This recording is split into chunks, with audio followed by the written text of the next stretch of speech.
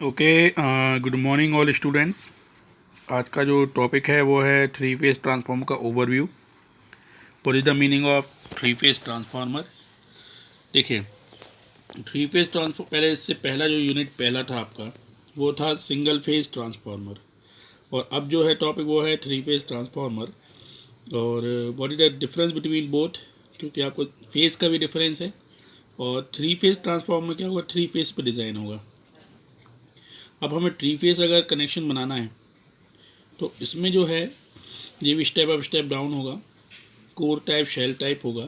मगर एक क्वेश्चन उठता है, या तो आप क्या कर सकते हो, एक एक सिंगल फेज के 3 ट्रांसफार्मर ले लीजिए, डेट इज़ ट्रांसफार्मर बैंक। या एक आप क्या कर सकते हो, combine three phase transformer design कर सकते हो। तो इसको अपन शुरू करते हैं कि to step up the generated voltage for a transmission purpose necessary three phase transformer. Advantage क्या है, देखिए, अगर बैंक बनाएंगे आप एक एक करके बनाएंगे वो महंगा पड़ेगा, उसको मतलब ऑपरेट करने में दिक्कत आएगी। मगर ये है कि इसका वेट कम रहेगा। अगर एक साथ आप बनाते हो तो उसमें क्या है, उसका वेट ज़रूर बढ़ जाएगा। देखिए यहाँ पे less space, weight less and cost भी कम हो सकती है, ठीक है। और साथ में जो है core will be the smaller size and more efficient.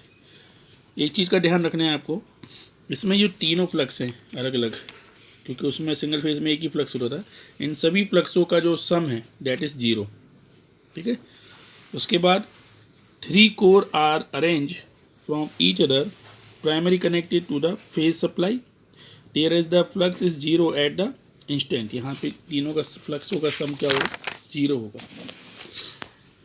जैसे अब यहाँ लिखा है, centre leg does not carry any flux general purpose due to design of this phase of the transformer. A 3 number of identical single phase transformer are used to make three phase transformer, that is known as bank of three phase transformer। ये बता चुका हूँ मैं आपको। मगर इसका advantage क्या होगा और डिसएडवांटेज क्या है वो देख लीजिए। अगर आप बैंक बनाते हैं तो इस ऑक्यूपाई लेस स्पेस, वेट कम होगा उसका, ईजियर टू ट्रांसपोर्ट करने में ईजी होगा उसको आपको, कोर की साइज़ जो कम्परेटिवली स्मॉल रहेगी एंड मोर इफिशिएंट। मगर प्रॉब्लम क्या आएगी इससे, अगर आप ऐसा बैंक बनाते हो थ्री फेस में, तो when one of the face of single unit transformer become the entire unit of the transformer. मतलब कहने का मतलब क्या है कि एक का गया तो एक फेस, जो मान लीजिए कि when one of the face of the single unit the three phase transformer because of entire unit. इसलिए क्या होता है, अलग अलग फेज़ के लिए, और उसके लिए बल्कि होगा, कॉस्टली भी होगा थोड़ा। अब जैसे मान लीजिए, अब आप क्या करेंगे, इसको कंबाइन अगर बनाते हैं, ये देखिए आप बिल्कुल एक ही जगह पे एंटायर यूनिट को एक ही इस पर बनाते हैं, तो देखिए आप इसमें ये आप देख रहे हैं कोर टाइप है, तीनों लिम्ब, जैसे लिम्ब जिस पे वाइंडिंग होती है इसको हम लिम्ब कहते हैं। Limb face number 1, face number 2, face number 3। अगर शेल टाइप की बात करूँ, शेल टाइप में क्या होता है ये आप देख रहे होंगे। शेल टाइप में पर्टिकुलर वाइंडिंग होती है, मतलब कहने का मतलब ये है, वाइंडिंग जो है कोरों से घिरी रहती है।